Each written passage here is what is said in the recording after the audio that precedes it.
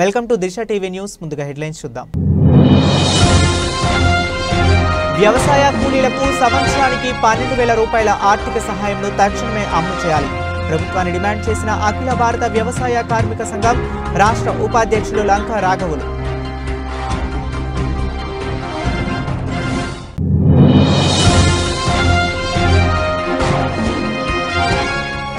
Ramagundam police commissionerate పరిధికి సంబంధించిన annual crime press meet కార్యక్రమంను Ramagundam police commissioner M Srinivas.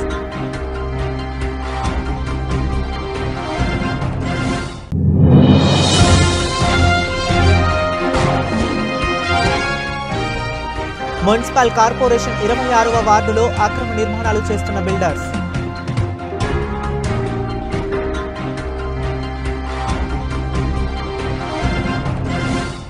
Yadadri Bhuvanagiri జిల్లా కలెక్టర్ హనుమంతరావు ఆదేశాల మేరకు వలిగొండ ఎంఆర్ఓ శ్రీనివాసరెడ్డి అరూరు జెడ్పీహెచ్ఎస్ ఉన్నత పాఠశాలను ఆకస్మికంగా తనిఖీ చేసి విద్యార్థులతో కలిసి మధ్యాహ్న భోజనం చేసిన ఎంఆర్ఓ శ్రీనివాసరెడ్డి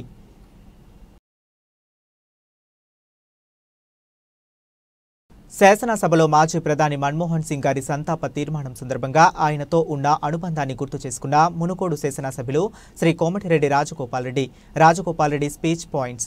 మన్మోహన్ సింగ్ గారితో మాకున్న అనుబంధం, ఆ అవకాశం జీవితంలో ఎవరికీ రాదేమో. ప్రధానిగా ఉన్న కాలంలో పార్లమెంట్లో తెలంగాణ గొంతు వినిపించే అవకాశం మాకు దొరకటం జీవితంలో అదృష్టంగా భావిస్తున్నాం.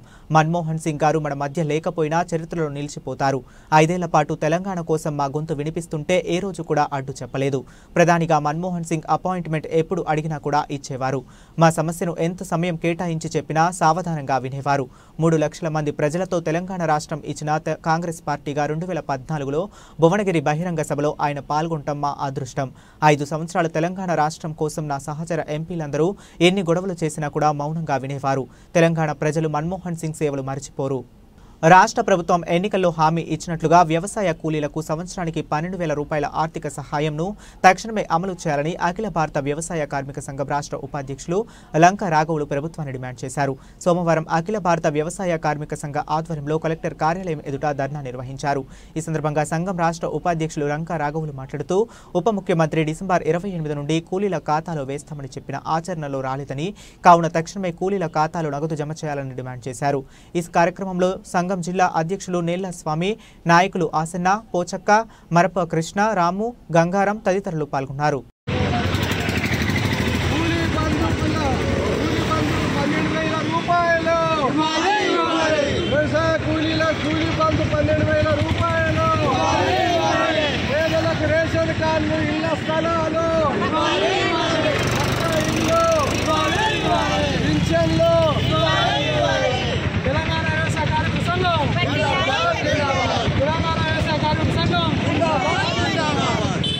పనిలేని పరిస్థితులలో ఉన్నారు. అప్పులతోని పస్తులతోని బతుకుతున్నటువంటి వ్యవసాయ కూలీలను ఆదుకోవాల్సినటువంటి బాధ్యత ఈ కేంద్ర రాష్ట్ర ప్రభుత్వాల మీద ఉన్నదని చెప్పి మేము డిమాండ్ చేస్తాం. వ్యవసాయ కూలీలకు కూలీ బంధు కింద 12,000 రూపాయలు ఇస్తామని రేవంత్ రెడ్డి ప్రభుత్వం హామీ ఇచ్చింది. ఆ హామీని అమలు చేయాలని, వ్యవసాయ కూలీలకు ఎలాంటి కనీస వేతనాలు కానీ, పని గంటలు కానీ, అట్లనే వాళ్ళకి ఎలాంటి రక్షణ కానీ లేని పరిస్థితి ఉన్నది. వాళ్ళకి ఎలాంటి చట్టాలు కూడా లేవు. ఇలాంటి ఆస్తుపాస్తులు లేని వ్యవసాయ కూలీలను ఆదుకోవాల్సిన బాధ్యత ఈ ప్రభుత్వాన్ని ఉన్నది. రైతులకు ఎట్లయితే రుణమాఫీయో రైతు బంధు ఇస్తున్నదో అట్లనే ఈ కూలీలకు కూడా 12,000 రూపాయలు ఇస్తామని హామీ ఇచ్చిండు. కాబట్టి ఈ హామీని అమలు చేయాలని చెప్పి తెలంగాణ వ్యవసాయ కార్మిక సంఘం ఆదిలాబాద్ జిల్లా కమిటీ అక్కడికి వెళ్ళి రాష్ట్ర ప్రభుత్వాన్ని డిమాండ్ చేస్తుంది. ములుగు జిల్లా ఆదివాసీ విద్యార్థులకు అందని విద్య. ములుగు జిల్లా మంత్రి సీతక్క జిల్లాలో ఆదివాసీలకు విద్యార్థులకు విద్య అందని ద్రాక్షలా మారిందని గిరిజన సంఘాలు ఆరోపిస్తున్నాయి. ఏజెన్సీ ప్రాంతాల్లో విద్యా వ్యవస్థ పూర్తిగా నాశనమైందని, ఆదివాసీ గ్రామాల్లో మరింతగా దిగజారిపోయిందని వాపోయారు. వెంకటాపురం మండల పరిధిలోని కాలిపాక మరియు ముత్తారం ఆదివాసీ గ్రామాల్లో విద్యార్థులకు సరైన సదుపాయాలు స్థానికులు లేవని చెబుతున్నారు. ఐటీడీఏ అధికారులకు ఎన్నో ఫిర్యాదులు చేసినప్పటికీ ఎటువంటి ప్రయోజనం లేదని పిల్లల తల్లిదండ్రులు ఆరోపిస్తున్నారని తెలిపారు. దాదాపు 4 నెలల నుండి ఉపాధ్యాయులు లేక ఆదివాసీ పిల్లలకు విద్య అందని ద్రాక్ష వలె తయారైందని ఆవేదన వ్యక్తం చేశారు. ఇప్పటికైనా ఉన్నతాధికారులు దృష్టి సారించాలని కోరారు. విఫలమైంది కాబట్టి మేము ఈ ప్రాంతం నుంచి కోరేది ఏంటంటే విద్యా వ్యవస్థని పటిష్టపరచండి, అన్ని వర్గాల వారికి పూర్తి స్థాయిలో నాణ్యమైనటువంటి విద్యను అందించండి అని చెప్పి మేము ప్రభుత్వాన్ని కోరుతున్నాం. అదేవిధంగా ఆంగ్ల విద్యని ప్రవేశపెట్టిండ్రు. ఈరోజు ఆంగ్ల విద్య అనేది ఏ స్థాయిలో బోధిస్తారు అనేది మాకు అర్థం కావడం లేదు. వాట్ ఈజ్ యువర్ నేమ్ అంటే కూడా చెప్పలేని పరిస్థితి, which class are you studying అంటే కూడా చెప్పలేని పరిస్థితి, 6th నుంచి 7th క్లాస్ పిల్లలు కూడా. మరి ఈ దౌర్భాగ్య పరిస్థితి ఎందుకు వచ్చింది? ఈరోజు సమాజంలో ఉన్నటువంటి సామాజిక అంతరాలు తొలగిపోవాలి అంటే ప్రతి ఒక్కరికి విద్య అనేది చాలా అవసరం. కాబట్టి ఈ విద్యనే అందకుండా ఒక అందని ద్రాక్షలాగా మరి ఏజెన్సీ ప్రాంతంలో అధికారులు మరి ప్రయత్నం చేస్తారు. ప్రభుత్వం దీని వెనక మరి ఎటువంటి ప్రయత్నం కూడా మరి పూర్తి స్థాయిలో విద్యను అందించాలనే ప్రయత్నం కూడా చేయడం లేదు. మేమంతా ఆదివాసీ సంఘాల ఆధ్వర్యంలో మేము కోరుకునేది ఏంటంటే ప్రభుత్వం నూతనంగా ఏర్పడ్డటువంటి ప్రభుత్వం మరి వచ్చి ఏడాది అయింది.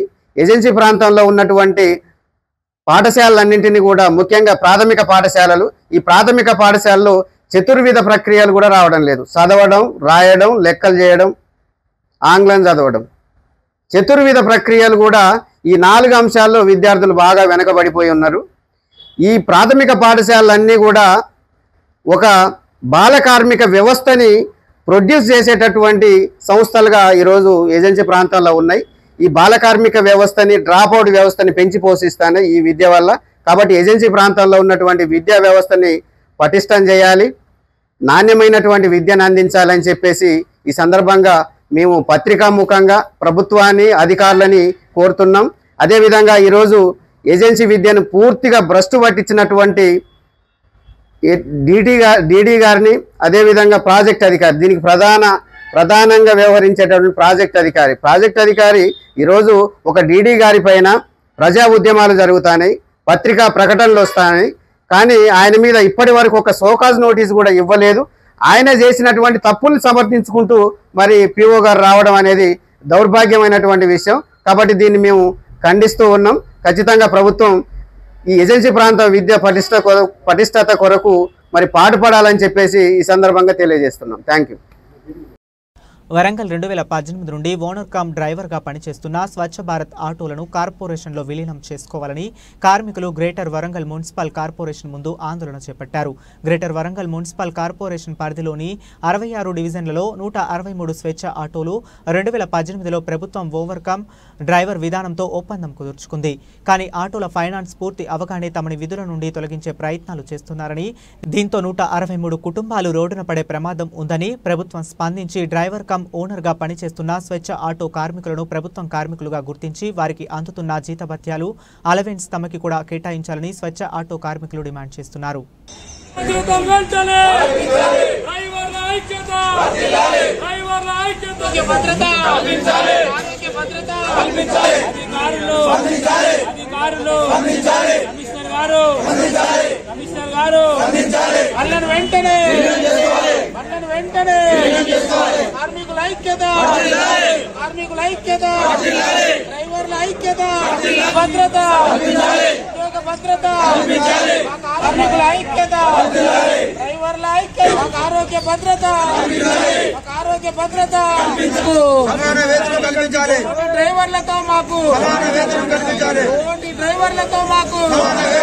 నా పేరు అజ్మీరా మోహన్ అన్న.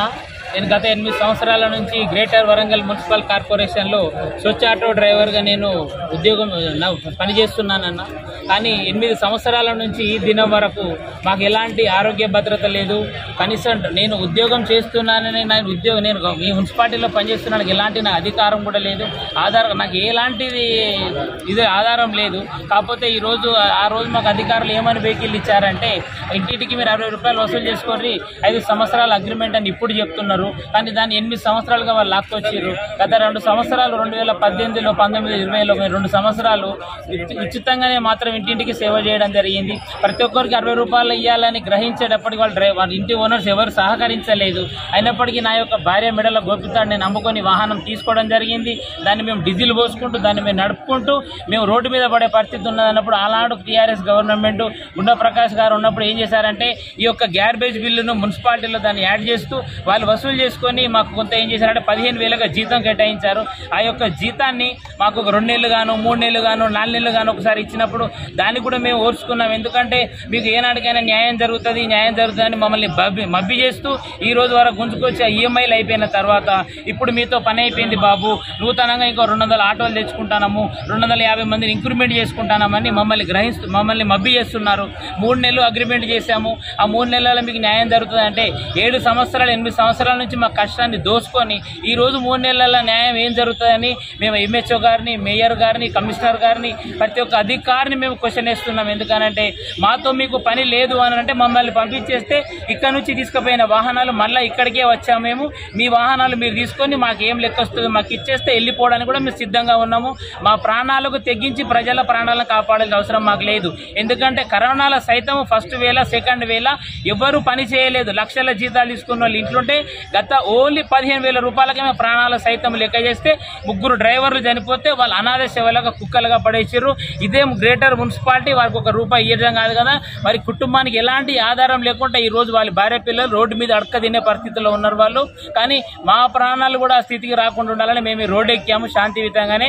అధికారుల దృష్టికి మేము ఏందే తీసుకెళ్తున్నామంటే మాతో మీకు పని ఉంటే మాకు ఉద్యోగ భద్రత కల్పించండి, మాతో మీకు పని లేకపోతే మా వాహనాలు మీరు తీసుకొని మీరు ఇచ్చిన వాహనాలు మీరే తీసేసుకొని మాకు ఏం లెక్క వస్తుందో మా డబ్బులు ఏమని మాకు క్లియర్ చేస్తే మేము వెళ్ళిపోతాము. ఇదే బ్యాంకు లోన్ మా పేరు మీద ఇచ్చి వీళ్ళు డిఫాల్ట్గా వీళ్ళు కట్టకుండా రేపు నేను పోయి ఇప్పుడు నేను ఎస్టీ కార్డు నేను ఒక లంబాడి కులస్తుమే చెందిన వాడను. రేపు నేను బ్యాంకులో లోన్ పెట్టుకుంటే నాకు బ్యాంకు కూడా ఇప్పుడు లోన్లు ఇచ్చే పరిస్థితి లేడు. నేను ఎలా బతకాలి? నా కుటుంబము నేను నా భార్య పిల్లలు రోడ్డు మీద పడే పరిస్థితికి వచ్చింది. ఇదే మున్సిపాలిటీ నన్ను మొత్తం ఆగం చేసింది. నా బతుకు వరంగల్ బస్టాండ్ నిర్మాణంలో అప్పటి శాసనసభ్యులు నరేందర్ మరియు ప్రస్తుత మంత్రి కొండా సురేఖ అసమర్థత వల్లే ఆలస్యమవుతుందని భారతీయ జనతా పార్టీ వరంగల్ జిల్లా అధ్యక్షులు గంటా రవికుమార్ ఆరోపించారు. వరంగల్ బస్టాండ్ ప్రాంతంలో బస్టాండ్ తక్షణమే నిర్మించాలంటూ భారతీయ జనతా పార్టీ ఆధ్వర్యంలో ధర్నా నిర్వహించారు. వరంగల్ బస్టాండ్ ఎంతో ప్రాముఖ్యతమైనదని, ఇక్కడ నుండి వందలాది మంది బస్సులతో ప్రయాణికులు తమ గమ్యస్థానాలకు చేర్చదని, కానీ ఇప్పటి వరకు టీఆర్ఎస్ శాసనసభ్యులు నరేందర్ అసమర్థత, ప్రస్తుతం మంత్రి కొండా సురేఖ నిర్లక్ష్యం వల్లే వరంగల్లో బస్టాండ్ లేకుండా పోయిందని, ప్రజలు ఏదో మార్పు కావాలని, ఇక్కడ కాంగ్రెస్ ని గెలిపించాలని తప్ప ప్రభుత్వం ఉన్న నాయకులు మీద ప్రేమ కాదని, రాజకీయ నాయకుల కుటిల వ్యవస్థతో మరియు ఇవాళ వరంగల్ బస్టాండ్ లేకుండా పోయిందని, వరంగల్లో బస్టాండ్ నిర్మించేంత వరకు భారతీయ జనతా పార్టీ ఆందోళన చేస్తుందే ఉంటుందని గంటా రవి తెలిపారు.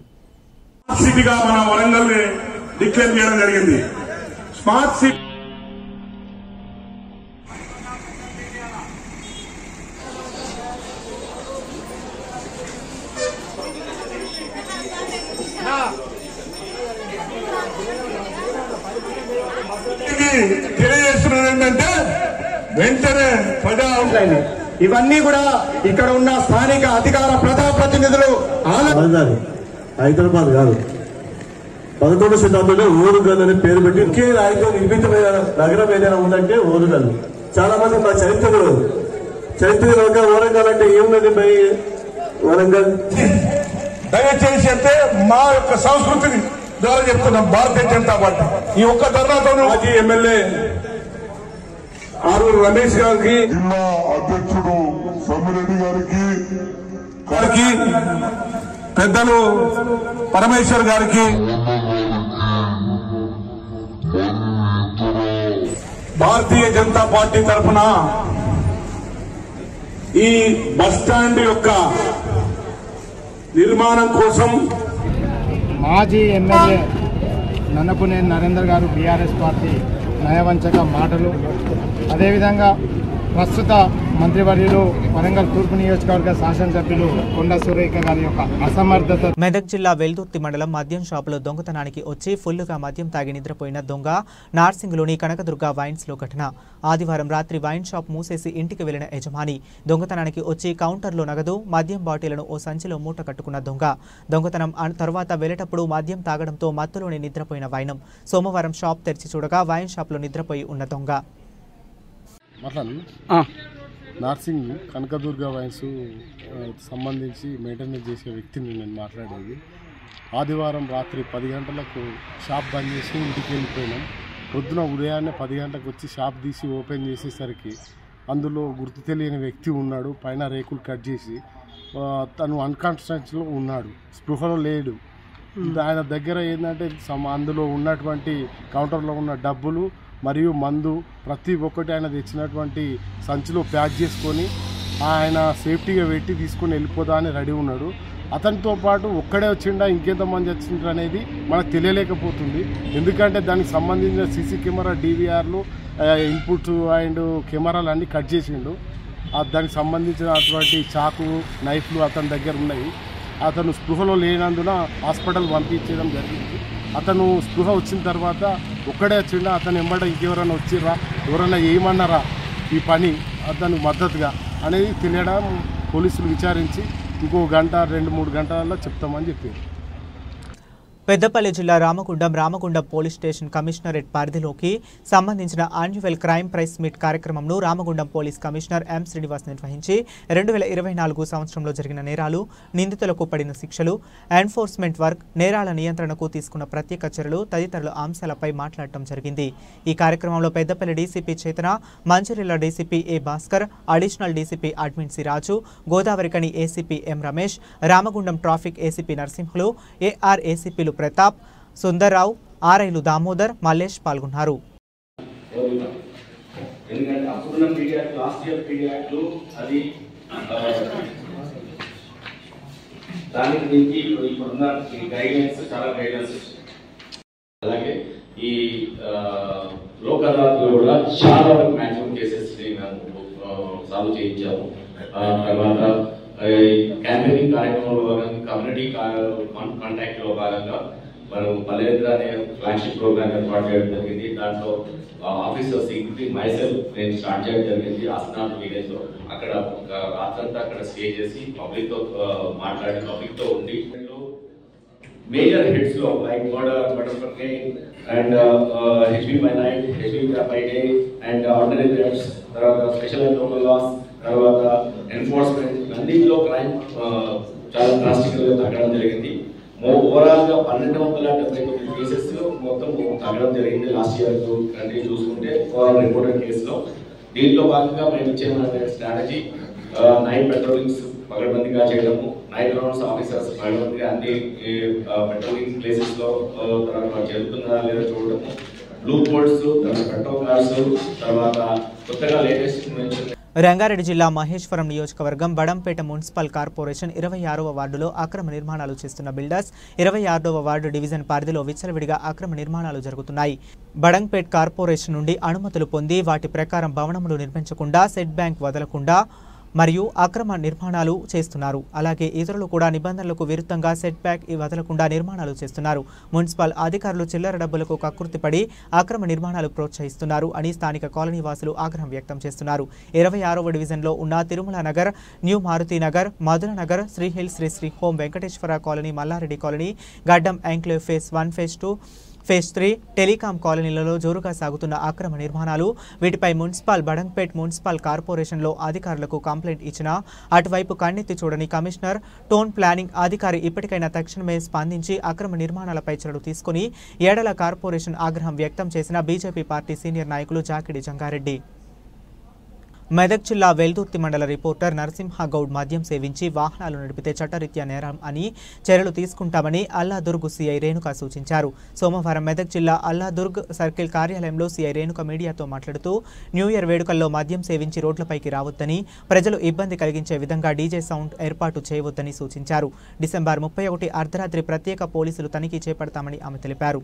2025 సంవత్సరం ప్రారంభమవుతుంది కాబట్టి యువతలో చాలా ఉత్సాహంగా ఉంటారు. దయచేసి ఎంత ఉత్సాహం ఉన్నా జీవితం అనేది చాలా ఇంపార్టెంట్.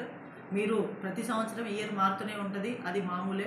మనం ఎన్ని విజయాలు సాధించాం గత సంవత్సరం, వచ్చే సంవత్సరం ఇంకెన్ని విజయాలు సాధిస్తాం, ఎన్ని తప్పు పనులు చేసాం, నెక్స్ట్ ఇయర్లో ఏం తప్పు పనులు చేయాలనేదే మనం ప్రతి సంవత్సరం దాన్ని ప్రక్షాళన చేసుకోవాలి. కానీ యువత ఈ రోజులలో అలా కాకుండా మందుకు బానిసయ్యి ఆ రోజు విచిత్ర సంఘటనలు జరుగుతుంది. కాబట్టి తల్లిదండ్రులు మీ గురించి ఇంటి దగ్గర ఎదురు చూస్తుంటారు.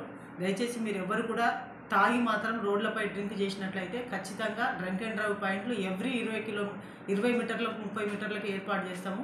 డ్రంక్ అండ్ డ్రైవ్లో దొరికిన వారికి ఖచ్చితంగా కోర్టు ముందు హాజరుపరిచి ఖచ్చితంగా ఫైన్ కాకుండా శిక్ష పడేటట్టు చూస్తాం. కాబట్టి మీరు ఒక్కసారి శిక్ష పడినట్లయితే ఏ ఎగ్జామ్స్ కూడా ఎలిజిబుల్ గారు. దయచేసి మీకు కోరుకున్నది ఏమంటే మీరు సెలబ్రేషన్స్ చేసుకోండి, కానీ ఒక ప్లేస్లో మీ ఇంటి దగ్గరనో లేకపోతే కూర్చున్న ప్లేస్లో మాత్రం సెలబ్రేషన్ చేసుకోవాలి. మీరు సెలబ్రేషన్ అయిన తర్వాత రోడ్డుపై తాగి వచ్చినట్లయితే, రోడ్డుపై అల్లరి జరిగినట్లయితే ఖచ్చితంగా కేసులు నమోదు చేయబడతాయి. దయచేసి మీరు అందరూ బాగా విజయంగా హ్యాపీగా ఉండండి, కానీ ఆ సంతోషాన్ని మళ్ళీ ఆనందాన్ని అర నిమిషంలో పాడేటట్టు చూడొద్దు. దయచేసి మీ తల్లిదండ్రులకు శోభ కన్నీరు వచ్చేటట్టు చూడొద్దని మా మెదక్ జిల్లా పోలీస్ తరఫున కోరుకుంటున్నాను. మీరు ఆనందంగా జరగడానికి పాటలు పెట్టడం కానీ డీజేలు పెట్టడం కానీ జరుగుతుంటుంది.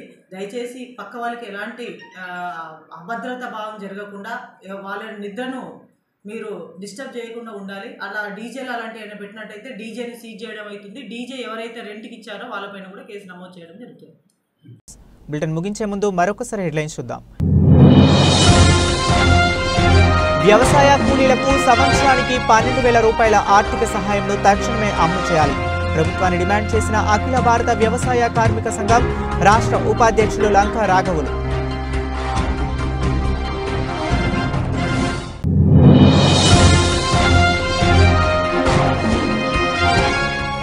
రామగుండం పోలీస్ కమిషనరేట్ పరిధికి సంబంధించిన యాంటీవైల్ క్రైమ్ ప్రెస్ మీట్ కార్యక్రమంలో Ramagundam police commissioner M Srinivas.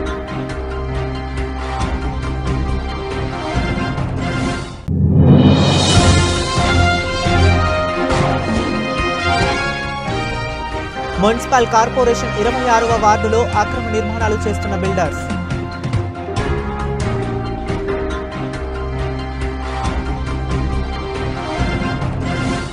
ఇప్పటి వరకు ఉన్న అప్డేట్స్ కోసం కీప్ వాచింగ్.